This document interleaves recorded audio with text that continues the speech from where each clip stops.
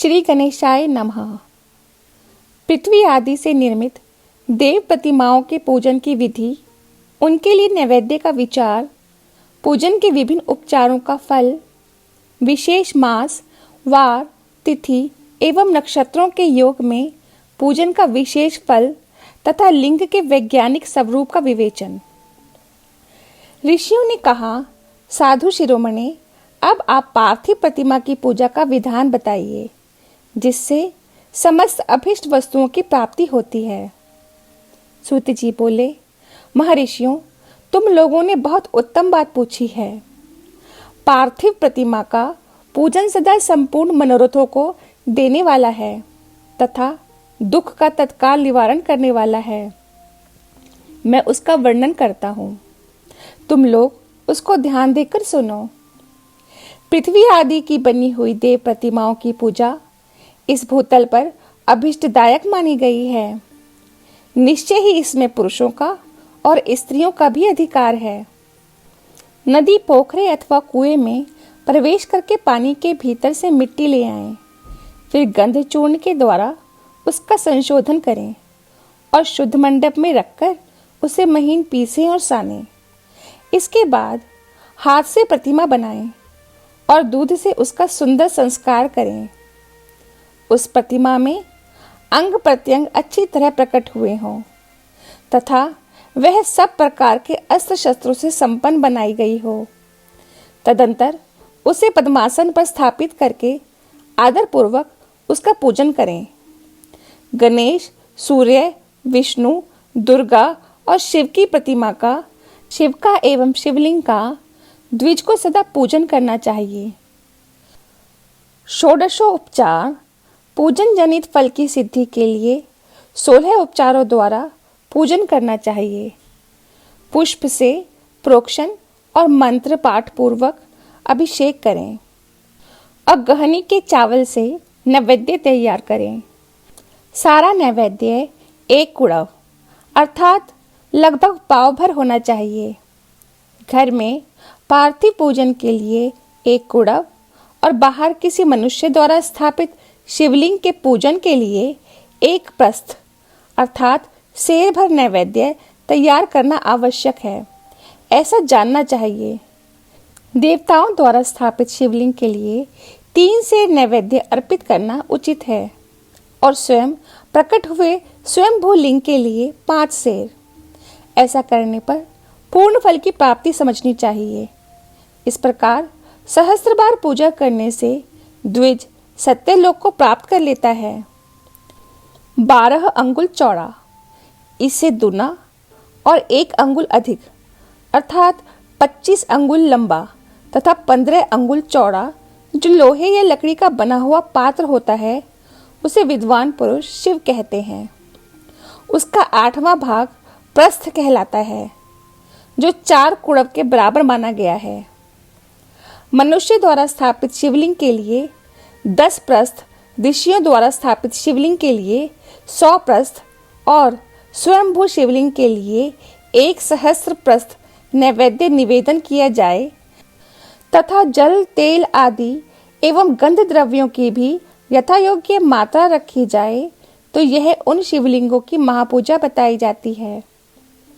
देवता का अभिषेक करने से आत्म शुद्धि होती है, गंध से पुण्य की प्राप्ति होती है, नैवेद्य लगाने से आयु बढ़ती है और तृप्ति होती है, धूप निवेदन करने से धन की प्राप्ति होती है, दीप दिखाने से ज्ञान का उदय होता है और तांबुल समर्पण करने से भोग की उपलब्धि होती है। इसीलिए स्नान आदि 6 उपचारों को यत्न पूर्वक अर्पित करें। नमस्कार और जप, ये दोनों संपूर्ण अभीष्ट फल को देने वाले हैं। इसीलिए भोग और मोक्ष की इच्छा रखने वाले लोगों को पूजा के अंत में सदा ही जप और नमस्कार करने चाहिए। मनुष्य को चाहिए कि वह सदा पहले मन से पूजा करके फिर उन उपचारों से करे। देवताओं की पूजा से उन देवताओं के लोकों की प्राप्ति होती है तथा उनके अवान्तर लोकों में भी यथेष्ट भोग की वस्तुएं उपलब्ध होती हैं। अब मैं देव पूजा से प्राप्त होने वाले विशेष फलों का वर्णन करता हूँ। द्विजों, तुम लोग श्रद्धा पूर्वक सुनो। विघ्न राज गणेश की पूजा से भूलोक में उत्तम अभीष्ट वस्तुओं की प्राप्ति होती है। शुक्रवार को श्रावण और भाद्रपद मासों के शुक्ल पक्ष की चतुर्थी को पौष मास में शतभिषा नक्षत्र के आने पर विधि पूर्वक गणेश जी की पूजा करनी चाहिए। 100 या सहस्त्र दिनों में 100 या सहस्त्र बार पूजा करें। देवता और अग्नि में श्रद्धा रखते हुए किया जाने वाला उनका नित्य पूजन मनुष्यों को पुत्र एवं अभीष्ट वस्तु प्रदान करता है। वह समस्त पापों का शमन तथा भिन्न भिन्न दुष्कर्मों का विनाश करने वाला है। विभिन्न वारों में की हुई शिव आदि की पूजा को आत्म शुद्धि प्रदान करने वाली समझना चाहिए। वार या दिन, तिथि, नक्षत्र और योगों का आधार है। समस्त कामनाओं को देने वाला है। उसमें वृद्धि और क्षय नहीं होता, इसीलिए उसे पूर्ण ब्रह्म स्वरूप मानना चाहिए। सूर्योदय काल से लेकर सूर्योदय काल के आने तक एक वार की स्थिति मानी गई है, जो ब्राह्मण आदि सभी वर्णों के कर्मों का आधार है। विहित तिथि के पूर्व भाग में की हुई देव पूजा मनुष्य को पूर्ण भोग प्रदान करने वाली होती है। यदि मध्याह्न के बाद तिथि का आरंभ होता है तो रात्रि युक्त तिथि का पूर्व भाग पितरों के श्राद्ध आदि कर्म के लिए उत्तम बताया जाता है। ऐसी तिथि का परभाग ही दिन से युक्त होता है, अतः वही देव कर्म के लिए प्रशस्त माना गया है। यदि मध्याह्न काल तक तिथि रहे तो उदय व्यापनी तिथि को ही देव कार्य में ग्रहण करना चाहिए। इसी तरह शुभ तिथि एवं नक्षत्र आदि ही देव कार्य में ग्राह्य होते हैं। वार आदि का भली भांति विचार करके पूजा और जप आदि करनी चाहिए। वेदों में पूजा शब्द के अर्थ की इस प्रकार योजना की गई है। जायते अनेनिति पूजा, यह पूजा शब्द की व्युत्पत्ति है। पुहु का अर्थ है भोग और फल की सिद्धि। वह जिस कर्म से संपन्न होती है उसका नाम पूजा है। मनोवांछित वस्तु तथा ज्ञान, यही अभीष्ट वस्तुएं हैं। सकाम भाव वाले को अभीष्ट भोग अपेक्षित होता है और निष्काम भाव वाले को अर्थ पारमार्थिक ज्ञान। ये दोनों ही पूजा शब्द के अर्थ हैं। इनकी योजना करने से ही पूजा शब्द की सार्थकता है। इस प्रकार लोक और वेद में पूजा शब्द का अर्थ विख्यात है। नित्य और नैमित्तिक कर्म कालांतर में फल देते हैं, किंतु काम्य कर्म का यदि भली भांति अनुष्ठान हुआ हो तो वह तत्काल फलद होता है। प्रतिदिन एक पक्ष, एक मास और एक वर्ष तक लगातार पूजन करने से उन कर्मों के फल की प्राप्ति होती है और उनसे वैसे ही पापों का क्रमशः क्षय होता है। प्रत्येक मास के कृष्ण पक्ष की चतुर्थी तिथि को की हुई महागणपति की पूजा एक पक्ष के पापों का नाश करने वाली और एक पक्ष तक उत्तम भोग रूपी फल देने वाली होती है। चैत्र मास में चतुर्थी को की हुई पूजा एक मास तक के किए गए पूजन का फल देने वाली होती है और जब सूर्य सिंह राशि पर स्थित हो उस समय भाद्रपद मास की चतुर्थी को की हुई गणेश जी की पूजा एक वर्ष तक मनोवांछित भोग प्रदान करती है, ऐसा जानना चाहिए। श्रावण मास के रविवार को हस्त नक्षत्र से युक्त सप्तमी तिथि को तथा माघ शुक्ला सप्तमी को भगवान सूर्य का पूजन करना चाहिए। ज्येष्ठ तथा भाद्रपद मासों के बुधवार को श्रवण नक्षत्र से युक्त द्वादशी तिथि को तथा केवल द्वादशी को भी किया गया भगवान विष्णु का पूजन अभीष्ट संपत्ति को देने वाला माना गया है। श्रावण मास में की जाने वाली श्री हरि की पूजा अभीष्ट मनोरथ और आरोग्य प्रदान करने वाली होती है।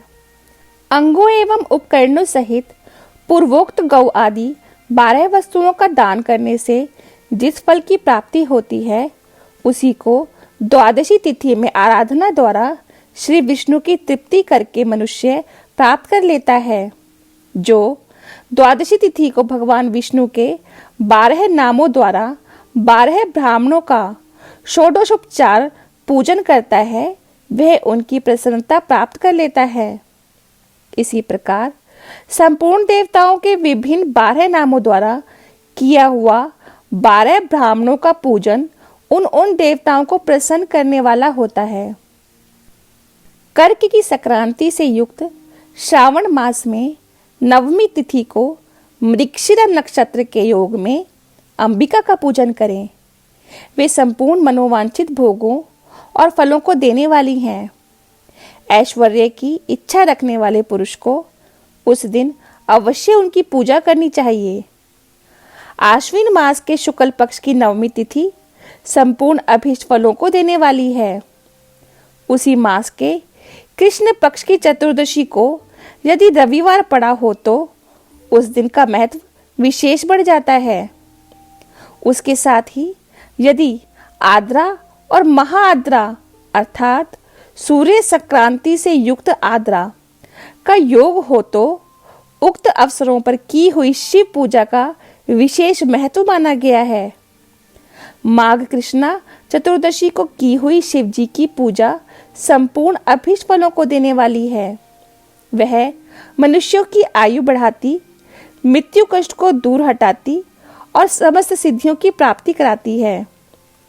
ज्येष्ठ मास में चतुर्दशी को यदि महाआद्रा का योग हो अथवा मार्गशीर्ष मास में किसी भी तिथि को यदि आद्रा नक्षत्र हो तो उस अवसर पर विभिन्न वस्तुओं की बनी हुई मूर्ति के रूप में शिव की जो 16 उपचारों से पूजा करता है, उस पुण्य आत्मा के चरणों का दर्शन करना चाहिए। भगवान शिव की पूजा मनुष्य को भोग और मोक्ष देने वाली है, ऐसा जानना चाहिए। कार्तिक मास में प्रत्येक वार और तिथि आदि में महादेव जी की पूजा का विशेष महत्व है। कार्तिक मास आने पर विद्वान पुरुष दान, तप, होम, जप और नियम आदि के द्वारा समस्त देवताओं का षोडशों उपचारों से पूजन करें। उस पूजन में देव प्रतिमा, ब्राह्मण तथा मंत्रों का उपयोग आवश्यक है। ब्राह्मणों को भोजन कराने से भी वह पूजन कर्म संपन्न होता है। पूजक को चाहिए कि वह कामनाओं को त्याग कर पीड़ा रहित अर्थात शांत हो देवाराधना में तत्पर रहे। कार्तिक मास में देवताओं का यजन पूजन समस्त भोगों को देने वाला, व्याधियों को हर लेने वाला तथा भूतों और ग्रहों का विनाश करने वाला है। कार्तिक मास के रविवारों को भगवान सूर्य की पूजा करने और तेल तथा सूती वस्त्र देने से मनुष्य के कोढ़ आदि रोगों का नाश होता है। हर्रे, काली मिर्च, वस्त्र और खीरा आदि का दान और ब्राह्मणों की प्रतिष्ठा करने से क्षय के रोग का नाश होता है। दीप और सरसों के दान से मिर्गी का रोग मिट जाता है। कृत्तिका नक्षत्र से युक्त सोमवारों को किया हुआ शिवजी का पूजन मनुष्यों के महान दारिद्र्य को मिटाने वाला और संपूर्ण संपत्तियों को देने वाला है। घर की आवश्यक सामग्रियों के साथ गृह और क्षेत्र आदि का दान करने से भी उक्त फल की प्राप्ति होती है। कृत्तिका युक्त मंगलवारों को श्री स्कंद का पूजन करने से तथा दीपक एवं घंटा आदि का दान देने से मनुष्य को शीघ्र ही वाक सिद्धि प्राप्त हो जाती है। उनके मुंह से निकली हुई हर एक बात सत्य होती है। कृत्तिका युक्त बुधवारों को किया हुआ श्री विष्णु का यजन तथा दही भात का दान मनुष्य को उत्तम संतान की प्राप्ति कराने वाला होता है। कृत्तिका युक्त गुरुवारों को धन से ब्रह्मा जी का पूजन और मधु, सोना और घी का दान करने से मनुष्य के भोग वैभव की वृद्धि होती है। कृत्तिका युक्त शुक्रवारों को गजानन गणेश जी की पूजा करने से तथा गंध, पुष्प एवं अन्न का दान देने से मानवों के भोग्य पदार्थों की वृद्धि होती है। उस दिन सोना चांदी आदि का दान करने से बंध्या को भी उत्तम पुत्र की प्राप्ति होती है। कृतिका युक्त शनिवारों को दिक्पालों की वंदना, दिग्गजों, नागों और सेतुपालों का पूजन, त्रिनेत्रधारी रुद्र, पापहारी विष्णु तथा ज्ञानदाता ब्रह्मा का आराधन और धन्वंतरी एवं दोनों अश्वनी कुमारों का पूजन करने से रोग, दुर्मृत्यु एवं अकाल मृत्यु का निवारण होता है तथा तात्कालिक व्याधियों की शांति हो जाती है। नमक, लोहा, तेल और उड़द आदि का त्रिकटु अर्थात सोंठ, पीपल और गोल मिर्च, फल, गंध और जल आदि का तथा गृहित आदि द्रव्य पदार्थों का और स्वर्ण, मोती आदि कठोर वस्तुओं का भी दान देने से स्वर्गलोक की प्राप्ति होती है। इनमें से नमक आदि का मान कम से कम 1 प्रस्थ अर्थात सेर होना चाहिए और स्वर्ण आदि का मान कम से कम 1 पल। धन की संक्रांति से युक्त पौष मास में उषः काल में शिव आदि समस्त देवताओं का पूजन क्रमशः समस्त सिद्धियों की प्राप्ति कराने वाला होता है।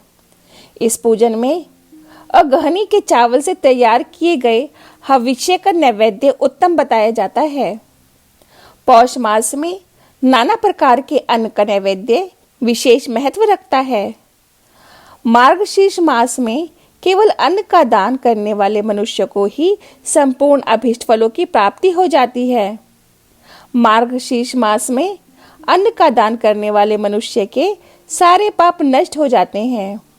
वह अभीष्ट सिद्धि, आरोग्य, धर्म, वेद का सम्यक ज्ञान, उत्तम अनुष्ठान का फल, इहलोक और परलोक में महान भोग, अंत में सनातन योग अर्थात मोक्ष तथा वेदांत ज्ञान की सिद्धि प्राप्त कर लेता है।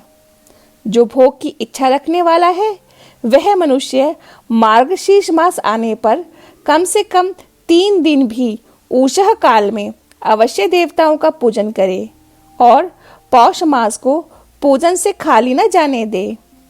उषः काल से लेकर संगम काल तक ही पौष मास में पूजन का विशेष महत्व बताया गया है। पौष मास में पूरे महीने भर जितेंद्रिय और निराहार रहकर द्विज प्रातः काल से मध्याह्न काल तक वेद माता गायत्री का जप करें। तत्पश्चात रात को सोने के समय तक पंचाक्षर आदि मंत्रों का जप करें। ऐसा करने वाला ब्राह्मण ज्ञान पाकर शरीर छूटने के बाद मोक्ष प्राप्त कर लेता है। द्विजेतर नर नारियों को त्रिकाल स्नान और पंचाक्षर मंत्र के ही निरंतर जप से विशुद्ध ज्ञान प्राप्त हो जाता है। इष्ट मंत्रों का सदा जप करने से बड़े से बड़े पापों का भी नाश हो जाता है। सारा चराचर जगत बिंदु नाद स्वरूप है। बिंदु शक्ति है और नाद शिव। इस तरह यह जगत शिव शक्ति स्वरूप ही है। नाद बिंदु का और बिंदु इस जगत का आधार है। ये बिंदु और नाद अर्थात शक्ति और शिव संपूर्ण जगत के आधार रूप से स्थित हैं। बिंदु और नाद से युक्त सब कुछ शिव स्वरूप है क्योंकि वही सबका आधार है। आधार में ही आध्येय का समावेश अथवा लय होता है। यही सकलीकरण है। इस सकलीकरण की स्थिति से ही सृष्टि काल में जगत का प्रादुर्भाव होता है। इसमें संशय नहीं है। शिवलिंग बिंदु नाद स्वरूप है, अतः उसे जगत का कारण बताया जाता है। बिंदु देव है और नाद शिव। इन दोनों का संयुक्त रूप ही शिवलिंग कहलाता है। अतः जन्म के संकट से छुटकारा पाने के लिए शिवलिंग की पूजा करनी चाहिए। बिंदु रूपा देवी उमा माता हैं और नाद स्वरूप भगवान शिव पिता। इन माता पिता के पूजित होने से परमानंद की प्राप्ति होती है। अतः परमानंद का लाभ लेने के लिए शिवलिंग का विशेष रूप से पूजन करें। देवी उमा जगत की माता हैं और भगवान शिव जगत के पिता। जो इनकी सेवा करता है उस पुत्र पर इन दोनों माता पिता की कृपा नित्य अधिकाधिक बढ़ती रहती है। वे पूजक पर कृपा करके उसे अपना आंतरिक ऐश्वर्य प्रदान करते हैं। अतः मुनीश्वरों, आंतरिक आनंद की प्राप्ति के लिए शिवलिंग को माता पिता का स्वरूप मानकर उसकी पूजा करनी चाहिए। भर्ग अर्थात शिव पुरुष रूप हैं और भर्गा अर्थात शिवा अथवा शक्ति प्रकृति कहलाती हैं। अव्यक्त आंतरिक अधिष्ठान रूप गर्भ को पुरुष कहते हैं और सुव्यक्त आंतरिक अधिष्ठान भूत गर्भ को प्रकृति। पुरुष आदि गर्भ है, वह प्रकृति रूप गर्भ से युक्त होने के कारण गर्भवान है, क्योंकि वही प्रकृति का जनक है। प्रकृति में जो पुरुष का संयोग होता है, यही पुरुष से उसका प्रथम जन्म कहलाता है। अव्यक्त प्रकृति से महत तत्व आदि के क्रम से जो जगत का व्यक्त होना है, यही उस प्रकृति का द्वितीय जन्म कहलाता है। जीव पुरुष से बारंबार जन्म और मृत्यु को प्राप्त होता है। माया द्वारा अन्य रूप से प्रकट किया जाना ही उसका जन्म कहलाता है। जीव का शरीर जन्म काल से ही जीन अर्थात 6 भाव विकारों से युक्त होने लगता है, इसीलिए उसे जीव संज्ञा दी गई है। जो जन्म लेता और विविध पाशों द्वारा तनाव अर्थात बंधन में पड़ता है, उसका नाम जीव है। जन्म और बंधन जीव शब्द का अर्थ ही है। अतः जन्म मृत्यु रूपी बंधन की निर्वृत्ति के लिए जन्म के अधिष्ठान भूत मातृ पितृ स्वरूप शिवलिंग का पूजन करना चाहिए।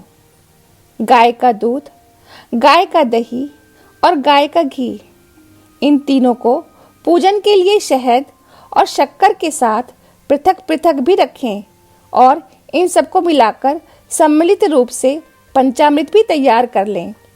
इनके द्वारा शिवलिंग का अभिषेक एवं स्नान कराएं। फिर गाय के दूध और अन्न के मेल से नैवेद्य तैयार करके प्रणव मंत्र के उच्चारण पूर्वक उसे भगवान शिव को अर्पित करें। संपूर्ण प्रणव को ध्वनि लिंग कहते हैं। स्वयंभू लिंग नाद स्वरूप होने के कारण नाद लिंग कहा गया है।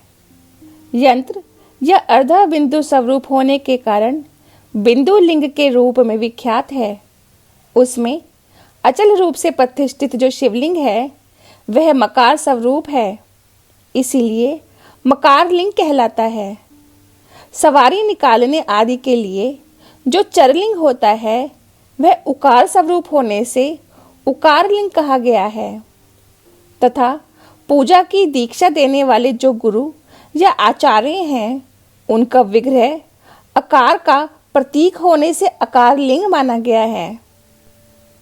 इस प्रकार अकार, उकार, मकार, बिंदु, नाद और ध्वनि के रूप में लिंग के 6 भेद हैं। इन 6 लिंगों की नित्य पूजा करने से साधक जीवन मुक्त हो जाता है, इसमें संशय नहीं है। पहली विद्वेश्वर संहिता का 16वां अध्याय समाप्त। जय गुरु जी, जय शिव शंकर।